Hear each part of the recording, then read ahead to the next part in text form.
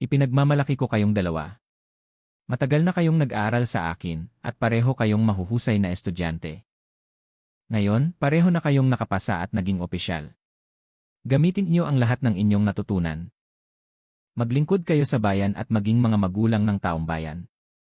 Naiintindihan ba? Opo, guro. Itatatak po namin sa isipan ang inyong mga salita. Kailangan na po naming umalis ngayon. Sana po ay alagaan niyo palagi ang inyong kalusugan.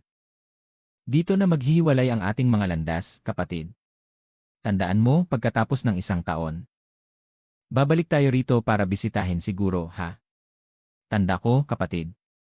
Mag-iingat ka. Mag-iingat ka rin. Napakahirap pala maging opisyal. Araw-araw, hindi na ako magkandaw-gaga sa trabaho pero hindi pa rin nauubos. Pagod na ang buong katawan ko. Opo, mahal na opisyal. Ngayong araw po, may usapan kayo ni Ginoong Buong na pumunta sa bahay niya para mag-usap.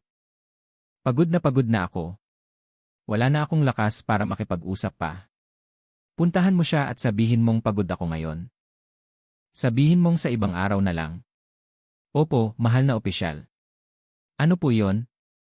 Mahal na opisyal, nagpadala po ng sulat si Lord Do, iniimbitahan kayo sa isang salu-salo sa Makalawa ng gabi. Sandamakmak ang gawain ko. Ayos lang siguro kahit hindi ako pumunta. Puntahan mo siya at sabihin na may mahalaga akong gagawin sa Makalawa, kaya hindi ako makakarating, ha? Sabihin mong pagpasensyahan niya ako. Opo. Opo. Ano po ang nakasulat sa liham at mukhang nababagabag kayo, mahal na opisyal? Ay. Ang tiyuhin ko sa probinsya, sabi niya balak daw nilang magpatayo ng bulwagan para sa aming angkan. Kailangan daw nila na mag-ambag ako ng kaunting pera. Heto, dalhin mo itong sulat pabalik sa tiyuhin ko, ha? Sige po. Hindi po ba kayo magpapadala ng pera? Bilang isang opisyal, nakakahiya namang magbigay ng kakarampot lang. Pero kung malaki naman, hindi rin pwede. Kaya mas mabuti pang huwag na lang magpadala. Ang sahod ko ngayon ay hindi naman kalakihan. Kaya sinabi ko sa tiyuhin ko na maghintay na lang ng ilang taon, kapag medyo guminhawa na ang buhay ko, saka na lang magpatayo. Naiintindihan ko na po. Aalis na po ako agad. Ikinagagalak kong makita na malaki na ang ipinagbago mo. Kamusta na kaya si Trantrong? Nag-uusap pa rin ba kayong dalawa? 1 taon na po akong walang balita sa kanya. Ilang beses ko na siyang sinulatan pero hindi siya sumasagot. Nag-usap kaming sabay na bibisita sa inyo ngayon pero ilang oras na akong naghintay sa paanan ng bundok. Pero wala siya. Kapatid, nandito ako. Kapatid. Oh, Trantrong. Kapatid na Trantrong, nagbalik ka na pala, anak. Opo, nagbalik na po ako. Pasensya ka na, kapatid na Vantu. Sobrang dami ng gawain. Kaya tuluyan ko nang nakalimutang sumulat sa'yo. Ngayon, pinaghintay pa kita. Nahihiya talaga ako. Ayos lang yun. Nag-alala lang kami ni Guro para sa'yo. Akala namin kung ano na ang nangyari sa'yo. Tama.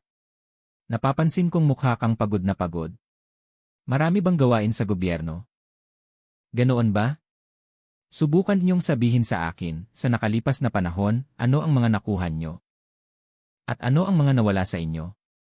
Opo, Guro. Akala ko po, kapag naging opisyal ay magiging maginhawa ang buhay. Pero nang maranasan ko na, nalaman kong wala pala akong nakuha. Sa halip, pakiramdam ko ay may nawalang 3 bagay sa akin. Ano ang mga bagay na yon? Guro, ang 3 bagay na yon po ay: Una, dahil sa sobrang abala sa trabaho. Wala na akong oras para mag-aral pa. Dahil doon, hindi na umuunlad ang aking kaalaman. Pangalawa, maliit ang sahod kaya hindi ko matulungan ang aking mga kamag-anak. Dahil doon, lumayo ang loob nila sa akin. At pangatlo, sa dami ng trabaho, hindi ko na mabisita ang aking mga kaibigan. Dahil doon, hindi na ganoon kalapit ang aming samahan. Ikaw naman, Vantu, ano ang masasabi mo? Opo, Guro. Para sa akin po, mula nang maging opisyal ako, pakiramdam ko ay mayroon akong 3 bagay na nakuha. Iyon po ay ang mga kaalamang itinuro ninyo na ngayon ay naisasagawa ko na sa tunay na buhay. Dahil doon, habang ginagawa ko, lalo pa akong natututo. Ang sahod, kahit hindi kalakihan. ay nakakatulong pa rin ako kahit paano sa aking mga kamag-anak. Dahil doon, lalo pang tumibay ang aming ugnayan. At sa trabaho, kahit abala, naglalaan ako ng kaunting panahon para bisitahin ang aking mga kaibigan. Dahil doon, lalo pa kaming naging malapit sa isa't isa. Mahusay, napakahusay. Trantrong, narinig mo ba yon? Sa tingin ko, ang mga gawain ni Van Tu sa gobyerno ay kasindami rin ng sayo. Pero nakikita mo, hindi ba? Ang kapatid mo, nagagawan pa rin niya ng paraan ang lahat ng bagay. Sa maayos na paraan. Opo, ang ibig niyo pong sabihin ay. Opo. Ang punto ko rito ay masyadong negatibo ang paraan mo ng pagtingin at pagharap sa mga bagay. Puro kahirapan lang ang nakikita mo riyan, pero lahat ng bagay ay may dalawang panig. Kung titingnan mo ito sa positibong paraan, mas madali kang makakahanap ng solusyon. Katulad lang yan ng isang taong negatibo kumpara sa isang taong positibo. Na masusing ninanamnam ang matingkad na kulay at napakabangong amoy ng bulaklak na yon. Naiintindihan mo ba ang ibig kong sabihin? Opo, naiintindihan ko na po. Tandaan ko po ang inyong mga aral, maestro. CJ. Matutong sumuko. Huli ka. Aray. Sino ba namang tatayo sa dinadaanan ng isang nangangaso? Ako to, nabigla lang kasi ako kaya hindi ako nakaiwas agad. Teka. Kayo po ba si Maestro Lansu mula sa bundok ng Thuong? Kayo nga po, Maestro. Hindi ko po akalain na makikita ko kayo rito. Opo, ako nga. Pero sino po sila? Hindi niyo po ba ako natatandaan, Maestro? Noong nakaraang taon, nag-agaw buhay po ang nanay ko. Mabuti na lang po at dumating kayo para gamutin siya, kaya nakaligtas ang nanay ko. Habang buhay ko pong tatanawing utang na loob ito. Ay! Naaalala ko na. Ikaw si Dan, hindi ba? Opo, ako nga po, Maestro. Tadhana po sigurong magkita tayo rito ngayon. Kung gayon po, sana ipayagan niyo po akong ihatid kayo sa aming bahay at anyayahan sa isang salu-salo bilang. Naku, pasensya na pero hindi maaari. May mga may sakit sa bahay na naghihintay ng gamot. Kailangan kong magmadaling maghanap ng mga halamang gamot para makabalik na at magamot sila. Kung ganoon po, naiintindihan ko. Nakakaabala pa po pala ako sa inyo, Maestro. Ang pagliligtas ng buhay ay dapat unahin. Kung gayon, heto po. Kakahuli ko lang po ng isang kuneho sa gubat. Sana po ay tanggapin niyo ito bilang munting regalo ng pasasalamat, kahit hindi po ito gaanong kalakihan. Pero ito po ay taos-pusong pasasalamat mula sa akin at sa aking pamilya para sa inyo. Naku, nakakahiya naman sa'yo. Sanay na kasi akong kumain ng gulay lamang. Kahit tanggapin ko itong kuneho, hindi ko rin alam kung anong gagawin dito. Sige, sayo na lang. Ituring mo na lang na tinanggap ko na. Sa ibang araw kapag hindi na ako abala, dadaan ako sa inyo pagkatapos kong manguha ng mga halamang gamot. Nang makumusta ko na rin ang kalagayan ng iyong ina. Kung iyan po ang sabi nyo, sige po. Sana po ay makadaan kayo sa amin sa lalong madaling panahon, Maestro. Siguradong matutuwa ang nanay ko na makita kayong muli. O sige, ipagpatuloy mo na ang iyong lakad. Kailangan ko nang samantalahin ang oras para makakuha pa ng mga dahon. Sige po, paalam na po, Maestro. Sayang naman. Nakita ko na si Maestro rito pero hindi ko man lang naiuwi sa bahay. Kuya, pwede po bang magtanong kung paano pumunta sa may dalisdis ng Lu? Diretsuhin mo lang ang daan na ito pagdating sa kanto, kumanan ka. Makakarating ka na doon. Salamat, kuya. Ha? Mukhang masarap ang kunehong iyan. Kakahuli mo lang ba niyan? Pwede mo bang ibenta sa akin? Kung gusto mong bilhin, ibebenta ko sa'yo. Mukhang mahilig ka sa karne ng kuneho, Pwedeng tignan muna ang kuneho. Sige, tingnan mo lang. Ang taba nito. Siguradong masarap ang karne nito. Hoy! Hoy! Tumigil ka! Tumigil ka! Magnanakaw! Magnanakaw! Magnanakaw! Magkita lang tayo ulit at makikita mo. Bakit ba may mga masasamang tao sa mundo? Mula umaga hanggang ngayon, iyon lang ang nag-iisa kong huli, tapos ninakaw pa. Diyos ko, nakakainis. Mamatay ako sa galit. Bakit ba ang tanga-tanga kong ibinigay sa kanya yon? Anong nangyari? May narinig akong sumisigaw ng magnanakaw kanina. Maestro, iyong kuneho po kanina. May isang lalaking nakakabayo na nagtanong kung pwede bilhin, tapos noong nalingat ako. Bigla na lang niyang tinangay at pinatakbo ang kabayo papalayo. Sabihin niyo nga po, hindi po ba nakakagalit iyon? Pinaghirapan ng tao, ninakaw lang ng harap-harapan sa daan. Ganoon ba? Kung sa bagay, wala na rin naman. Bakit ka pa nagagalit? Sasakit lang ang ulo mo. Kung ibinigay mo sa akin ang kunehong iyon, ganoon din naman ang mangyayari. Paano naman po magiging pareho, maestro? Kayo po ay aming tagapagligtas, ang taong pinagkakautangan ng loob ng aking pamilya. Samantalang ang lalaking iyon, isa siyang magnanakaw. Hindi siya karapat-dapat bigyan kahit isang hibla ng buhok. Paano po magiging pareho, maestro? Pero pareho lang sa puntong wala na sa iyo ang kuneho. At hindi mo na rin iyon mababawi. Ano man ang mangyari, hindi mo na dapat hayaang kainin ka ng galit. Ang inis sa isipan ay magdudulot lang ng pagod at pagiging mainitin ang ulo. Palagi kang makakaramdam ng pagkairita, at anumang gawin mo ay tiyak na papalpak. Pero kung ganoon, hindi ba't parang hinahayaan na lang natin ang masasamang tao? Na basta na lang mang-api ng mga mababait. Hay, paano ko ba sasabihin to, sa buhay na to, kung anong itinanim, yon din ang aanihin. Ang mga gumagawa ng masama, sa madaling panahon ay matatanggap din nila ang kanilang kaparusahan. Kung magnanakaw ka, baka makalusot ka ngayon. Pero hindi sa lahat ng pagkakataon ay makakatakas ka sa kasalanan mo. Dahil sa sinabi nyo, medyo nabawasan na ang inis ko. Sige po, paalam na po sa inyo, maestro. Aalis na ako para magbenta. Kung hindi, baka mamaya hanggang gabi ay wala akong mauwi. Sige, paalam. Anong nangyayari rito, mga Ginoo? Siya, yung lalaking yan, ninakawan niya yung isang alay na nagdaraan. Buti na lang sumigaw kami para humingi ng tulong at nahabol namin siya. Ngayon, dadalhin namin siya sa mga otoridad. Hindi nga nagkamali si Maestro Lan. Kung anong itinanim ng lalaking yon din ang aanihin niya. At ako naman, kung magpapadala ako sa inis at sama ng loob dahil sa nawala kong kuneho. Malamang wala na akong isip para makabenta pa ng ganito kalaking huli. Mga tutubing kawayan po. Lolo, ang ganda naman po ng tutubi nyo. Pabili po ng isa. Heto sayo. 5,000 ang isa. Opo, salamat po. Ineng, gusto mo ba ng isang tutubi?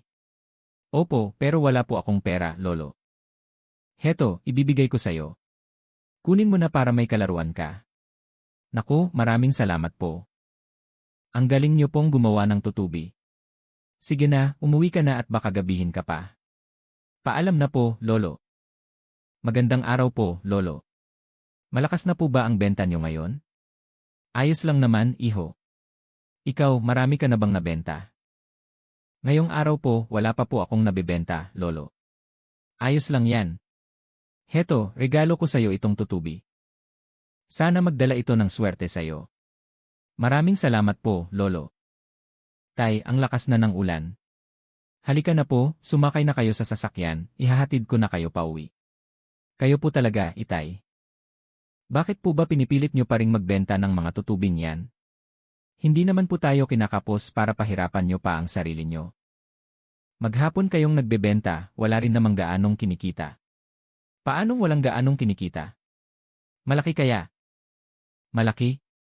Ang isang tutubi, binebenta nyo ng 5,000, minsan pinamimigay nyo pa. Mas mabuti pang magpahinga na lang kayo sa bahay para lumakas kayo. Kung kailangan nyo ng pera, sabihin nyo lang po sa amin.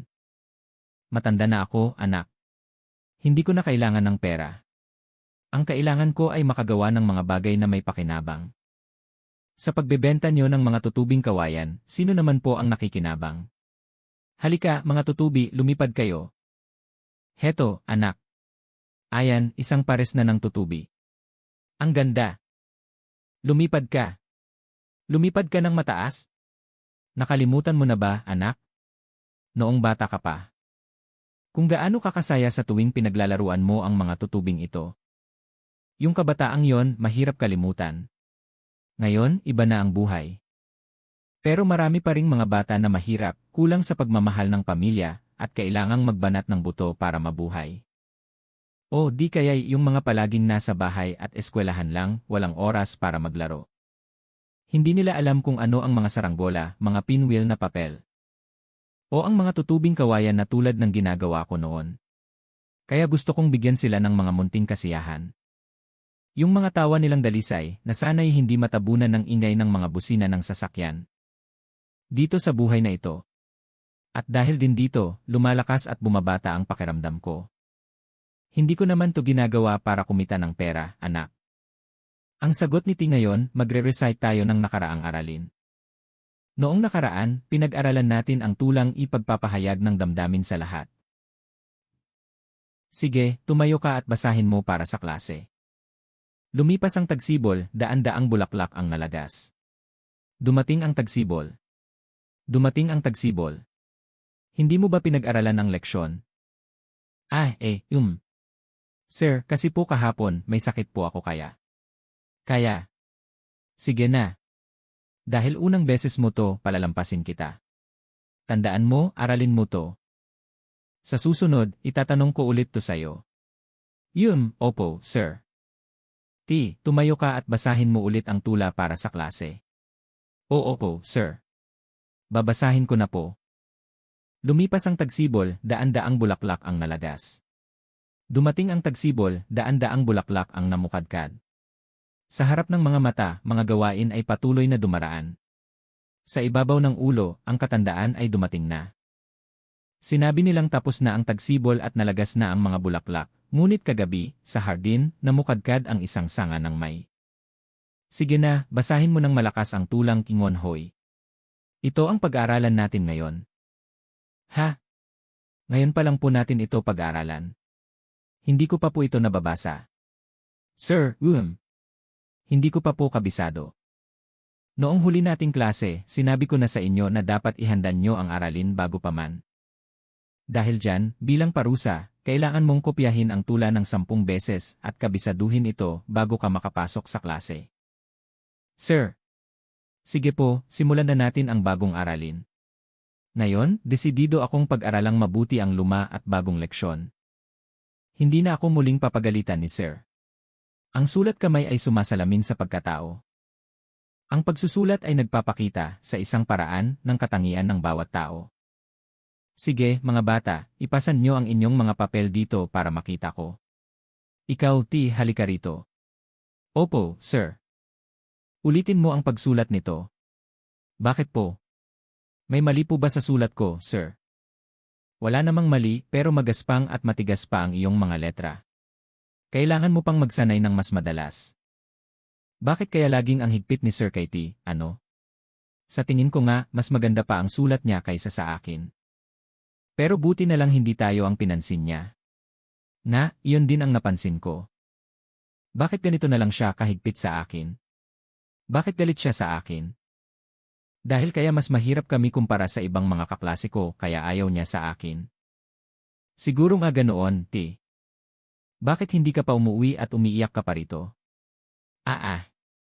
Magandang hapon po, sir. Anong problema? Sir, bakit po lagi kayong mahigpit sa akin? Ginagawa ko naman po ang lahat para hindi mapag-iwanan ng mga kaibigan ko. Pero bakit po? Parang lagi ninyo akong pinaghihigpitan.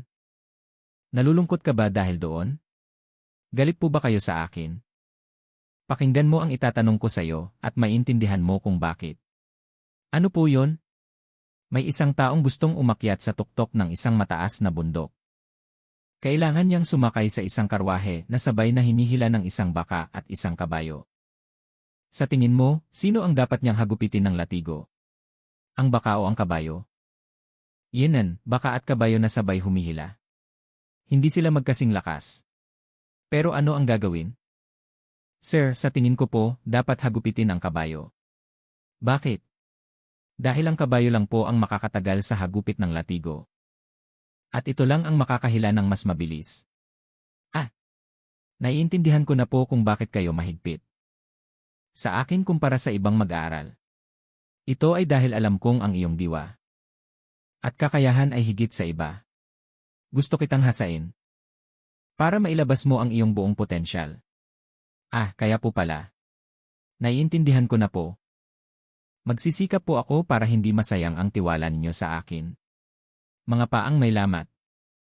Nay! Nay! Inay! Nagpadala po ng sulat si kuya. Basahin ko po para sa inyo, ha? Sige, anak, hindi na rin malinaw ang mga mata ni nanay para makabasa. Mahal kong itay, inay at bunso, kamusta na po kayo? Mabuti naman po ang kalagayan ko rito. Matagal ko pong pinag-isipan bago ko isinulat ang liham na ito. Kahit kalagitnaan pa lang po ng buwan, gusto ko sanang padalhan niyo ako, nay, ng kaunting pera. Dahil malapit na po ang field trip ng klase namin.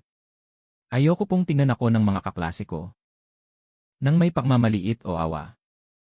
Bukod po roon, gusto ko rin sanang mag-enroll sa isang language class, nay.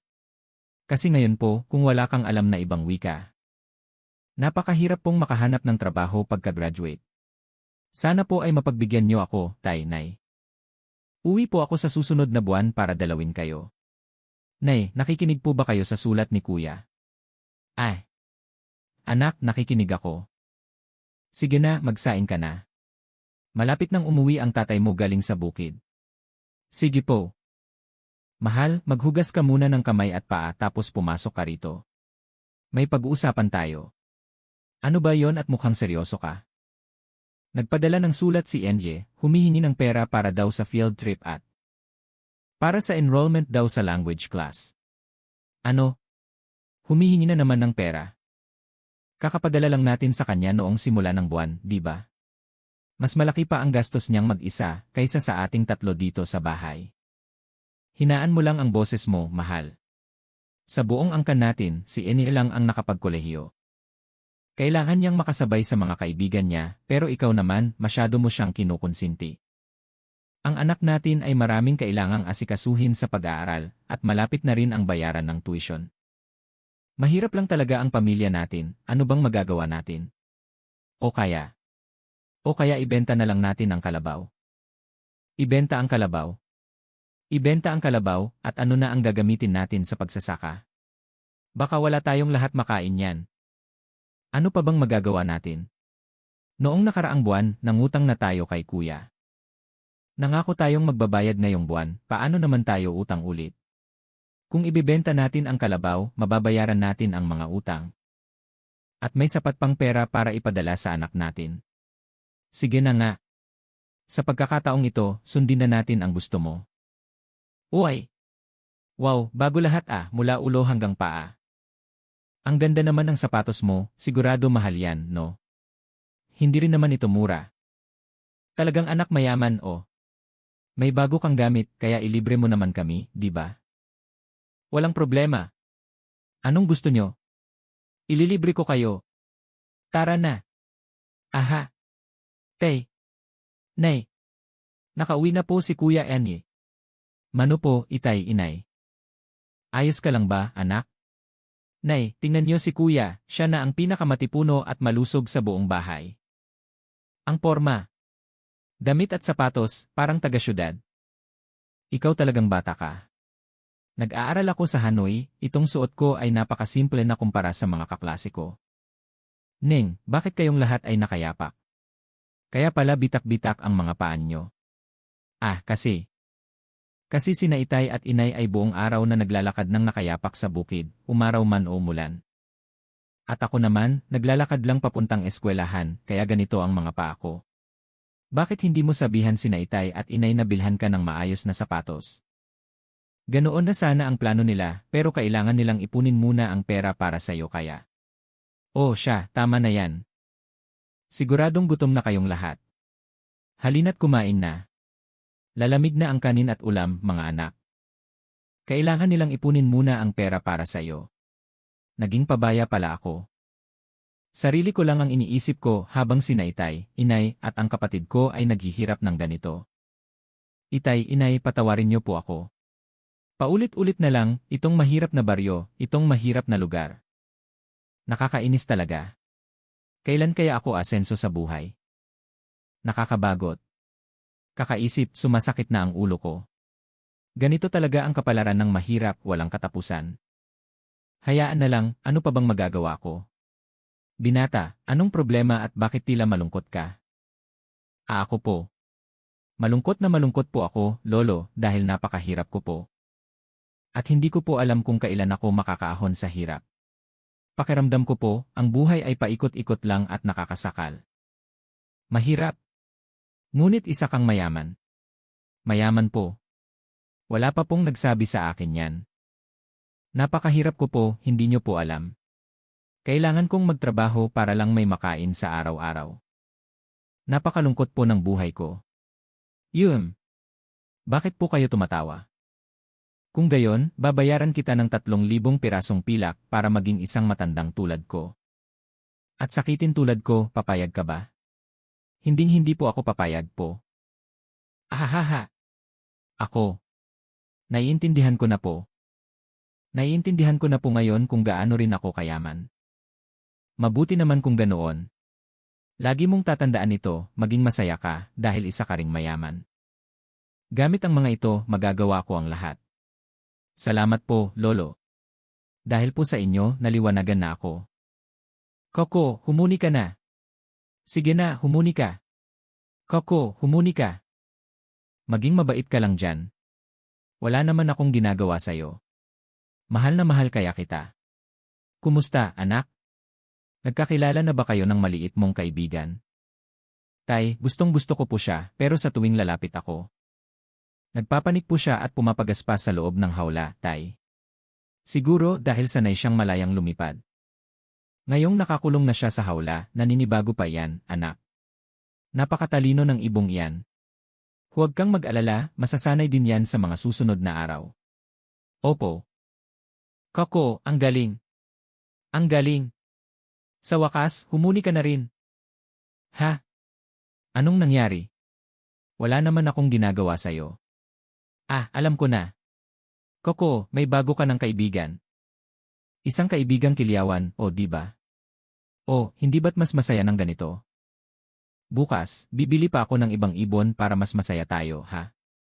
At kung makakahanap ako ng isang bulbul, aba, iyon ang pinakamaganda. Hi, ako nga pala si Maine. Bago lang kami lumipat dito. Hi! Mahilig ka rin ba sa mga ibon na ito?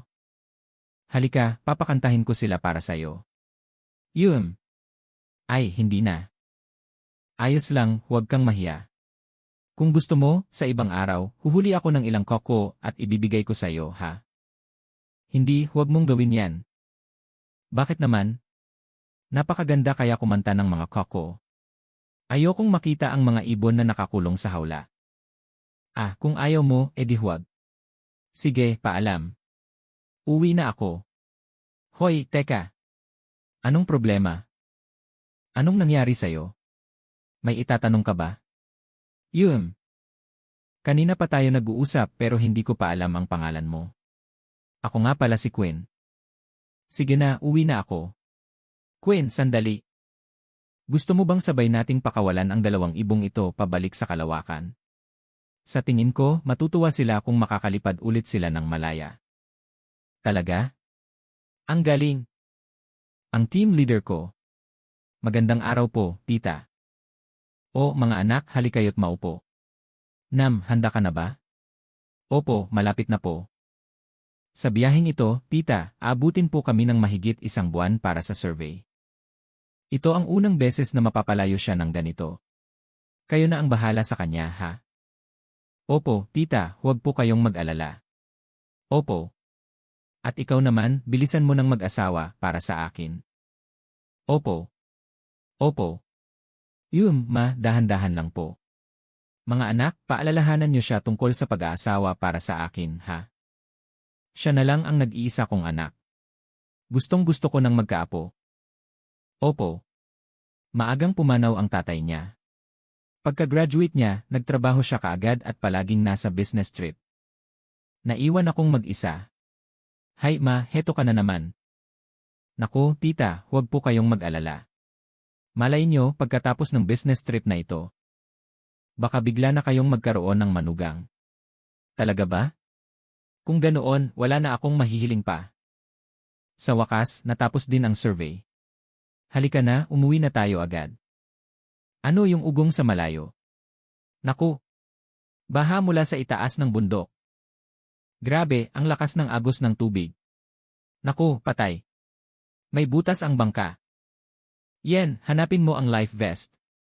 Nam, subukan mong takpan ang butas. Naku, patay. Isa lang ang life vest sa bangka. Kaninang umaga, naging kampante tayo, hindi natin sinuri ng maigi. Ano? Anong gagawin natin ngayon? Magaling akong lumangoy. Pero kayo ni Nam. At isa lang ang life vest. Nam, isuot mo ang life vest. Bilisan mo. Kuya, ikaw na ang magsuot. May matanda kang ina at ikaw lang ang kanyang nag-iisang anak na lalaki. Ikaw ang natatanging pag-asa ng nanay mo. Dapat mong isuot to. At saka, ako. Marunong akong lumangoy. Pero, di ba sinabi mo dati na hindi ka marunong lumangoy? Kakaaral ko lang. Huwag kang mag-alala para sa akin. Kuya. Kuya Juan. Bakit sabi mo marunong kang lumangoy? Bakit naging ganito? Kuya Juan. Nam, sa totoo lang, hindi talaga siya marunong lumangoy. Alam na alam ko yun. Paanong? Paanong nangyari yon? Takot sa tubig si Kuya Juan. Matagal na kaming magkasama, kilala ko siya. Kaya imposible yang sinasabi niyang natuto siyang lumangoy. Pero nagpasya pa rin siyang ibigay sa iyo ang life vest nang walang anumang pag-aalinlangan. Diyos ko! Kung sana hindi ko nalang isinuot to, siguro ayos pa siya ngayon, di ba? Huwag mo nang sisihin ang sarili mo. Kasalanan ko rin. Sobrang lakas ng agos ng tubig. Opo, alam ko po. Ang kailangan nating gawin ngayon ay ipagdasal na magising siya. Kuya! Gumising ka na, kuya! Kuya Juan, nagising na siya. Kuya Yet, nagising na si Kuya Juan. Kayo pala. Masaya akong makita kayong ligtas.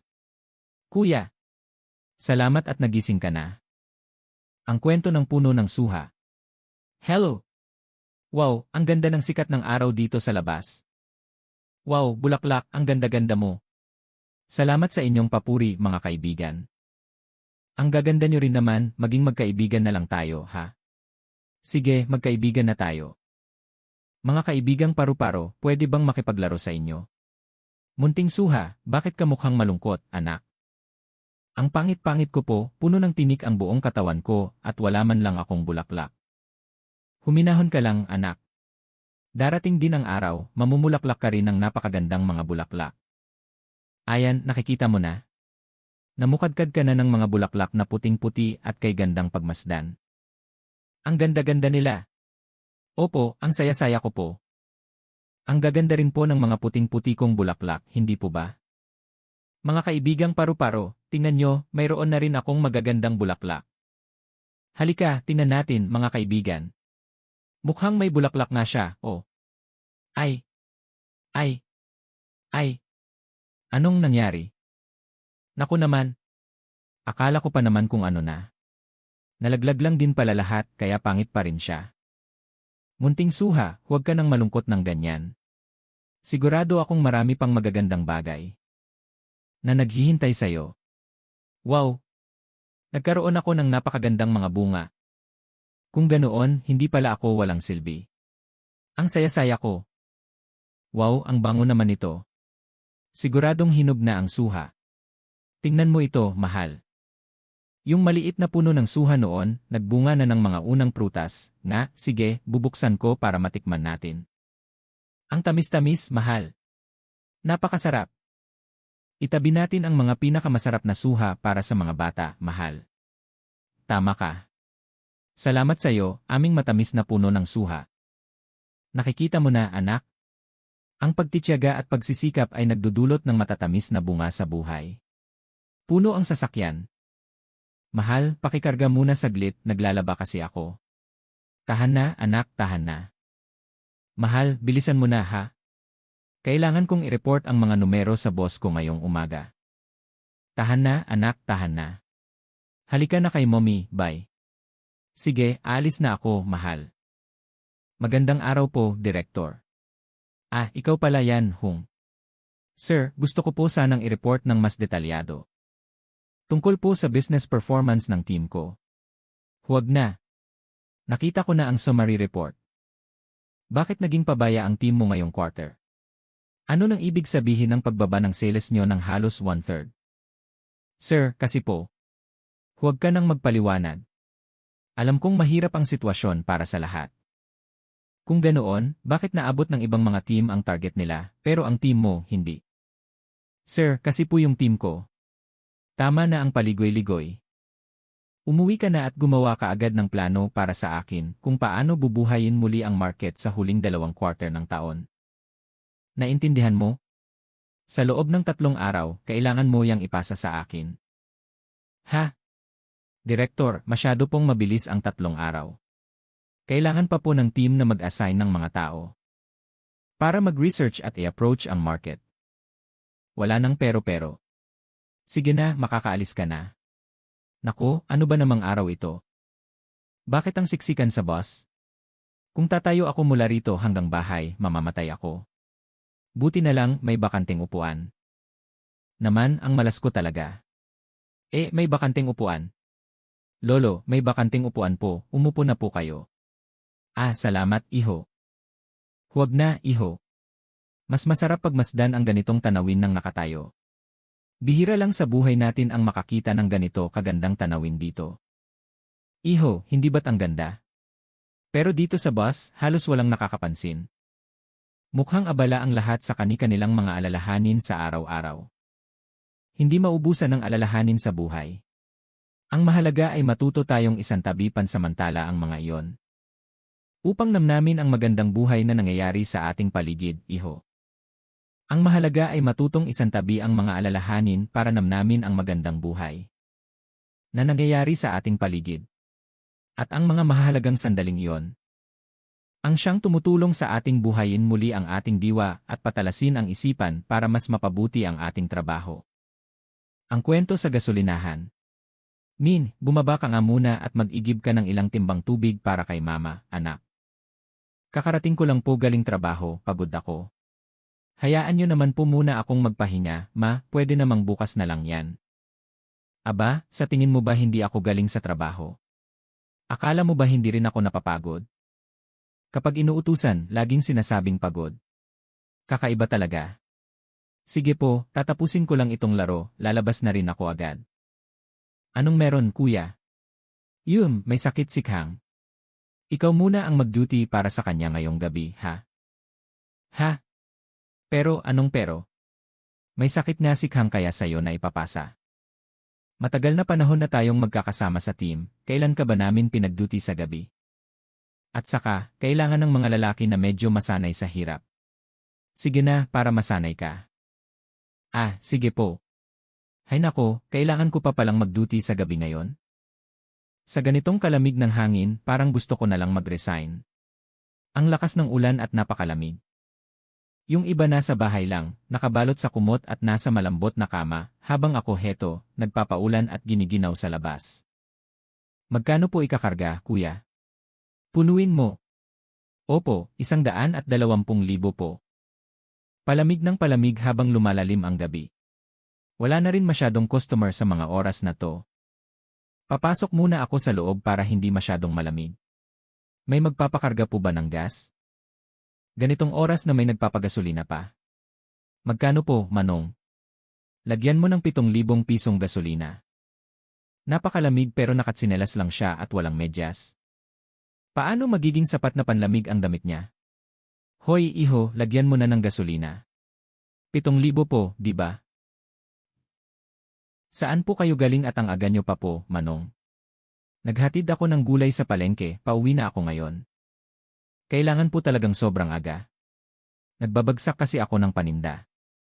Pag na-late ako, wala nang bibili kaya itatapon ko na lang pauwi, iho. Ganoon po ba? Gaano pa po kalayo ang bahay nyo mula rito, Manong? Ang bahay ko ay 20 kilometro mula rito. 20 kilometro. Pero 7,000 lang po ang pinakarga nyong gasolina. Hindi po yan aabot sa bahay nyo. Di kung maubusan ng gasolina, itutulak ko na lang pauwi.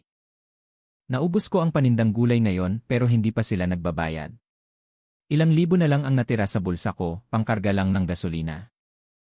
May mga tao pa rin palang ganito kahirap ang buhay. Iho. Iho, teka lang. Iho. 7,000 lang ang sabi ko, pero 50,000 na ang kinarga mo. Wala akong pambayad dyan. 7,000 lang po ang ibayad nyo sa akin, Manong. Yung sobra, bigay ko na po sa inyo. Ha? Pero, saan ka kukuha ng pambayad para dyan? Nakakahiya naman sa'yo, iho. Huwag na po kayong mahiya, Manong. Hindi naman po iyan gaanong kalaki. Ituring nyo na lang pong libreng kape mula sa akin. Yun, CJ. Salamat ha. Bukas, pagdaan ko para maghatid ng gulay, dadaan ako rito para bayaran ka. Wala po ako sa night shift bukas, Manong. Pag sa maling tao kayo nagbayad, hindi ko po iyan responsibilidad ha. Ah, ganun ba? Sige po, Manong, umuwi na po kayo at baka lalo kayong lamigin. Ah, CJ. Paalam, iho. Sige po, paalam din po, Manong. Kawawa naman yung matanda. Marami pa rin palang taong dumaranas ng hirap sa buhay. Mas mahirap at mas mabigat pa ang pinagdadaanan nila kumpara sa akin, tapos ako. Siguro kailangan kong balikan ang naging desisyon ni Van. Van, hintayin mo ko. Uy, kailan daw lalabas yung resulta ng scholarship application para sa France? Alam mo na ba? Hindi pa. Sabi nila ilang araw pa daw bago lumabas. Hay! Kinakabahan ako. Pero ikaw, sigurado namang makakapasa ka. Ako yung dapat kabahan dito eh. Hindi pa kasi ako ganun kagaling sa French. Hindi rin ako sigurado sa sarili ko. Ang magagawa ko lang ay gawin ang lahat ng makakaya ko. Hay, isipin mo na lang kung isang araw. Makapag-aral tayo sa France, ang saya siguro noon, di ba? Na, yan din ang iniisip ko. Gabi na, bakit gising pa po kayo, Nay? Pagod pa rin po ba kayo? May ibibigay ako sa'yo, anak. Siguradong magugustuhan mo to, regalo po para sa akin. Ano po ito, Nay? Buksan mo para malaman mo. Wow, ang ganda po nito, Nay. Masaya ako na nagustuhan mo, anak. Napakasipag ng anak ko. Naniniwala akong malapit mo nang makuha ang scholarship na yan. Malapit nang matupad ang pangarap mong makapunta sa France. Maraming salamat po, Nay. Gagawin ko po ang lahat ng makakaya ko. Makalipas ang ilang araw. Nay! Nay! Nakuha ko na po. Nay! Nay! Anong nangyari sa inyo, Nay? Nay, kailangan niyo pong subukang kumain para lumakas kayo agad. Para makauwi na po kayo sa akin. Ah! Malakas na ako, anak. Teka, anak, may resulta na ba ang scholarship application mo? Nandito lang ako sa higaan kaya hindi kita maasikaso. Ang dami pa namang papeles na kailangang ihanda, anak. Opo, na. O, ano na? May resulta na ba? Wala pa po, mabaka sa mga susunod na araw pa po. Huwag na po kayong mag-alala. Naniniwala si Mama na makukuha mo ang resulta na inaasahan mo. Opo. Tutuloy ba o hindi? Tutuloy o hindi? Ilang araw na lang, matatapos na ang deadline ng application para mag-aral sa ibang bansa. Anong plano mo? Yenan, nag-aalangan din ako. Bakit naman? Di ba't pangarap mo na yan noon pa? Pero may sakit si Mama. Hindi ko siya pwedeng iwang mag-isa. Alam ko, pero gagaling din naman ang mama mo. Saka, nandyan naman ang mga kamag-anak natin sa bahay. Tungkol sa scholarship na to, kapag hindi mo kinuha ang pagkakataon, baka pagsisihan mo yan habang buhay. Ilan, may punto si Duay. Hindi lang naman pangarap ko ang mag-aral sa ibang bansa. Pangarap din to ni Mama.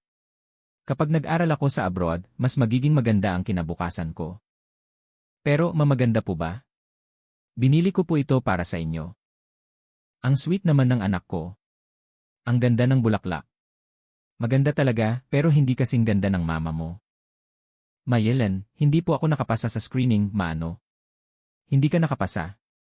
Opo, Ma. Pasensya na po, mahuwag po kayong malungkot, ha? Kailangan ko patuloy aliwin si Mama. Nag-aalala lang ako na baka malungkot ka. Mayelen, hindi po ako malungkot. Tingnan niyo po, hindi ako malungkot. Dito na po ako sa bahay, makakasama ko na kayo, Mao. Sige na, subukan mo na lang ulit sa susunod, anak. Ma, sa buong mundo, wala pong mas importante kaysa sa inyo. Ma, may asong naligaw. Hala! Isang asong mabalahibo. Ay, ang cute-cute mo naman. Huwag kang matakot, huwag kang matakot. Walang gagawing masama si ate sa'yo. Anak, pasok na para mag-almusal. Ma, tingnan niyo po. Uy, isang tuta. Saan galing yan, anak? Ma, nakita ko po siyang naliligaw sa hardin natin. Siguradong gutom na yan, mapwede po siyang pakainin ng kahit ano. Hindi pa tapos ang niluluto ko. Pero, tinirhan kita ng kakanin. Ipakain mo muna sa kanya. Opo. Ibibigay ko po sa tutang ito ang buong parte ko. Siguradong gutom na siya. Kain ka na, doggy, kain na. Ma, nandito na po ako. Oh, kararating mo lang galing eskwela, anak? Baby dog, na-miss ka ni ate habang nasa school. Ma, ang ganda-ganda po ng tuta, no? Matagal ko na pong pinapangarap magkaroon ng ganitong tuta. Mukhang malusog na ang aso. Dapat na nating isipin kung paano siya ibabalik sa may-ari niya, anak. Ibalik? Ayoko po. Ayokong mawalay sa kanya. Anak, hindi pwede. Hindi naman natin aso yan. Ayoko po. Baby dog, hindi ka alis, ha? Dito ka lang kay ate. Anong problema mo? Gusto mong bumaba? Anak, anong nangyari? O baka gusto mong lumabas? Ayaw mo na bang makasama si ate? Halika nga. Tulungan niyo po ako. Baka nami-miss na niya ang bahay nila, anak. Kawawa naman, 2 araw na siyang hindi kumakain. Excuse me po, ito po ba ang bahay nina? Opo. Sino po sila? Ah, naparito ako para kunin ang nawawalang aso, base dito sa flyer. Isang puting asong mabalahibo na laylay ang tenga ang nawawala. Ah, opo ma'am. Nagtanong-tanong na rin po kami sa paligid. Pero hindi po namin mahanap ang may-ari. Hindi ko naman akalain na ang anak ko pala ang nagdikit ng flyer. Tuloy po kayo, ma'am, tuloy po. Salamat sa inyo at sayo, iha. Ilang araw nang iyak ng iyak ang anak ko. Mabuti na lang. Hindi ko akalain ganyan kalayo ang narating niya. Sige po, ma'am. Alagaan niyo po siyang mabuti pag-uwi. Salamat sayo, iha. Hindi ko akalain na isang maliit na batang tulad mo pala ang nagdikit ng mga flyer. Napakabait mong bata. Yelan, wala po yun. O sige, aalis na kami. Paalam, baby. Anak. Sobrang proud si mama sayo. Aking anak. Ang liham ng tadhana. Nandyan ka na pala. Kumusta ang araw mo, mahal? Nakakainis. May ilang inaplayan ako pero hindi nila ako tinanggap. Sabi nila, hindi raw ako bagay sa trabahong yon, mahal. Pero siguro tama rin sila. Sa tingin ko, bagay lang talaga ako. Sa mga trabahong may kinalaman sa programming. Bukod doon, parang wala na akong ibang kayang gawin. Sa tingin ko rin dapat mag-focus ka na lang sa paghahanap ng trabahong may kinalaman sa field mo. Ang dami mong pinaghirapan para lang mag-aral at mag-research. Sayang lang kung sa ibang field ako magtatrabaho, pero naawa kasi ako sa'yo sa hirap mo. Isang buwan na akong walang nagagawa, hinahayaan lang kitang saluhin lahat ng responsibilidad dito sa bahay. Nakokonsensya na ako. Huwag mo akong alalahanin. Mas malulungkot ako kung makikita kitang pinipilit ang sarili mo sa trabahong hindi mo gusto. Kaya sige na, galingan mo. May kakayahan ka at may karanasan. Naniniwala akong darating din ang araw na pahahalagahan ka nila. Salamat, mahal. Salamat sa tiwala mo sa akin. Oh, handa ka na ba? Medyo kumpiyansa ako ngayon. Mataas ang nakuha kong score sa nakaraang exam at naghanda na rin ako ng mga sagot. Tungkol sa technical side, para handa sa anumang sitwasyon sa interview. Tingnan mo kitang-kita ang saya sa mukha mo. Sa tingin pa lang sa'yo, alam ko na kung gaano mo kamahal ang trabahong to.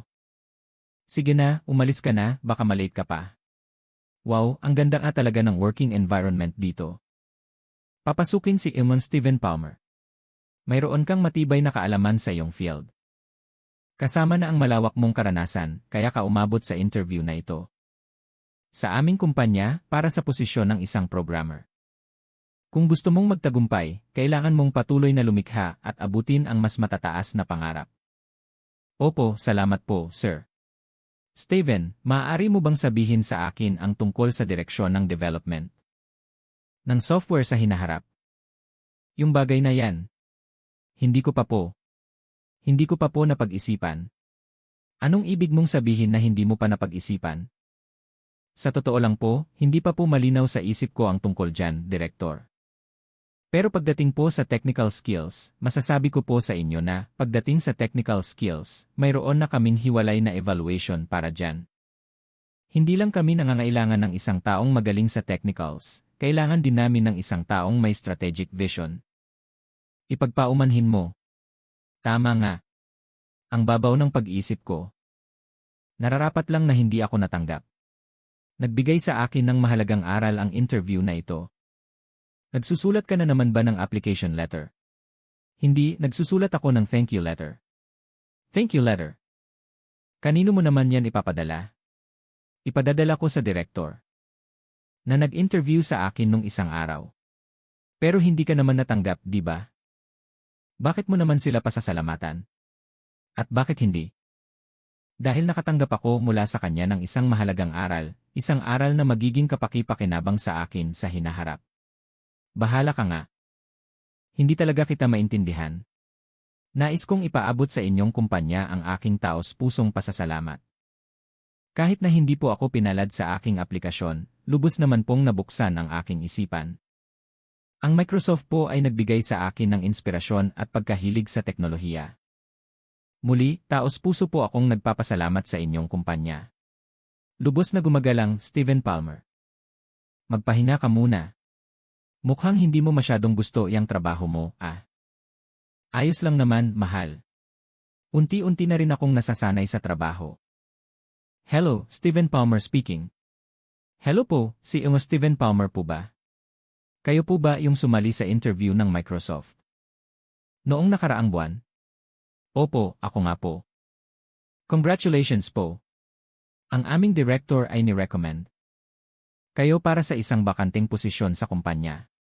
Sa susunod na linggo, inaanyayahan po kayong pumunta sa opisina para sa job offer. Inaasahan po namin ang pagdating ninyo sa itinakdang araw. Miss, sigurado po ba kayo?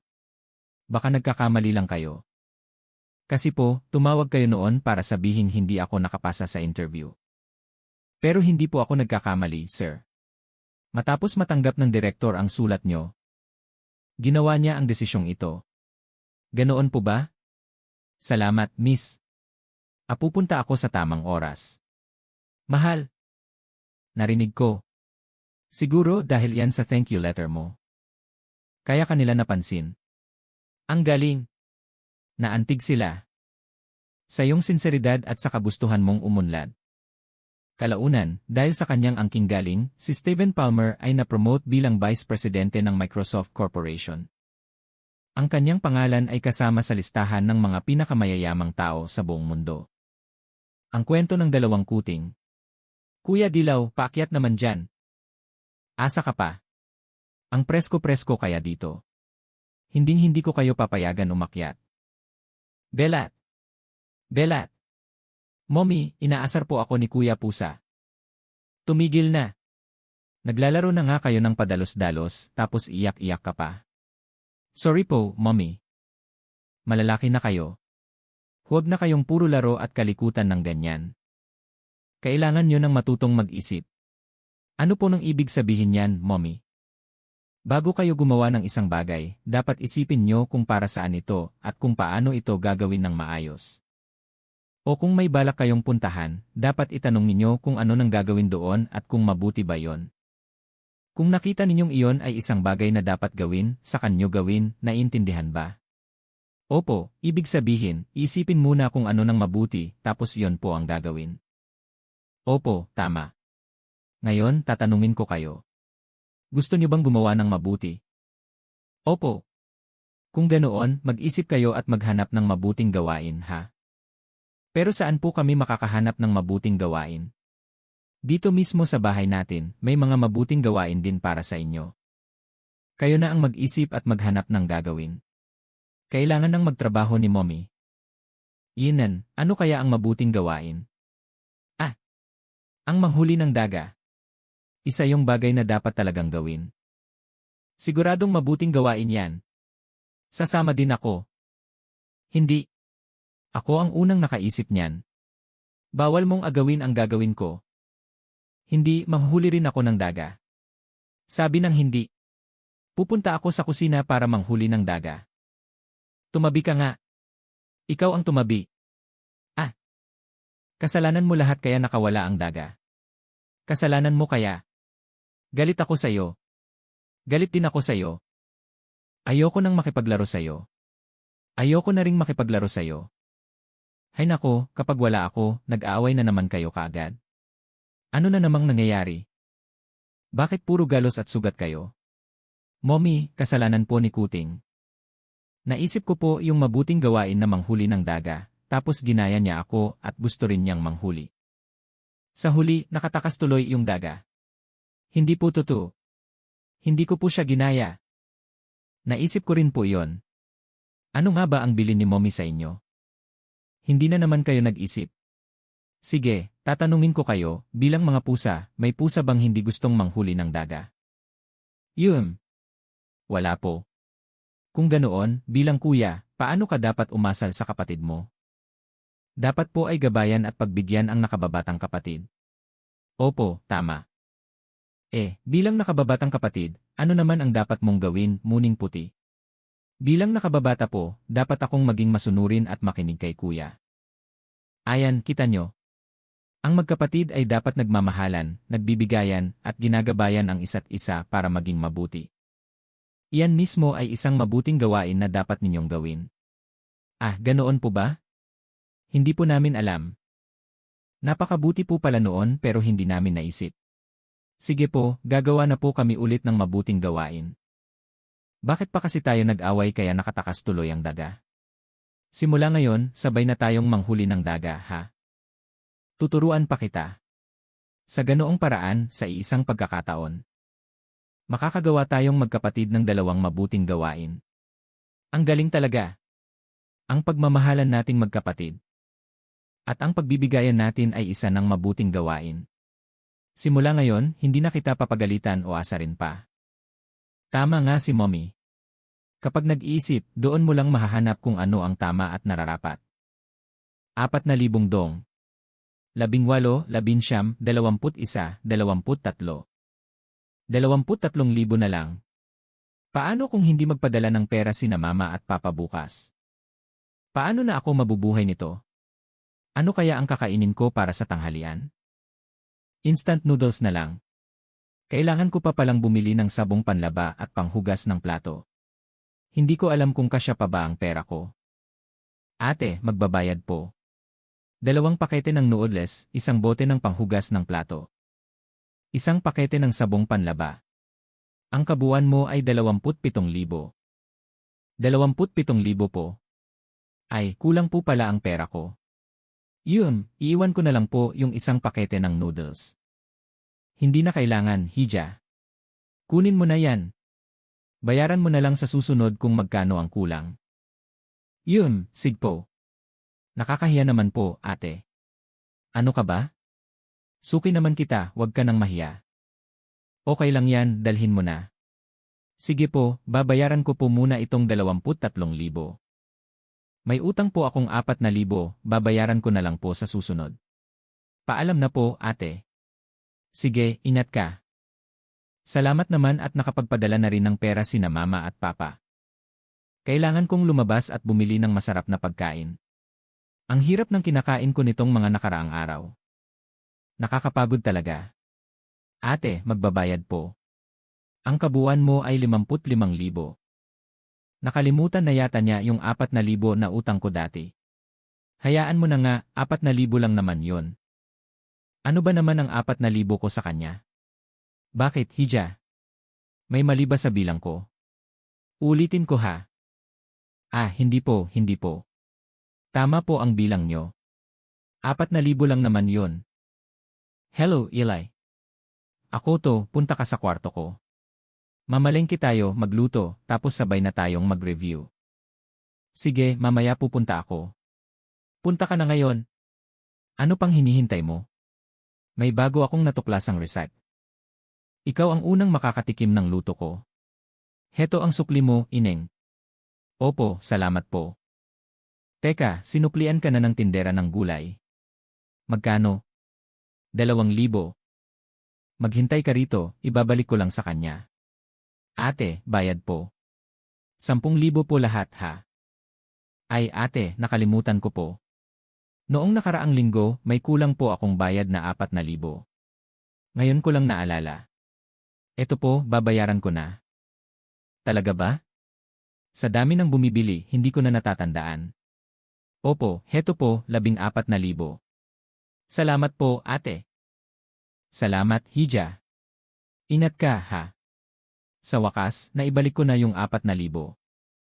Pakiramdam ko, parang nabunutan ako ng tinik sa dibdib. Mula ngayon, kailangan kong mamuhay ng matapat. Kahit sa pinakamaliliit na bagay. Mag-like at mag-comment. Mag-subscribe sa aming channel para mapanood ang mga pinakabagong video.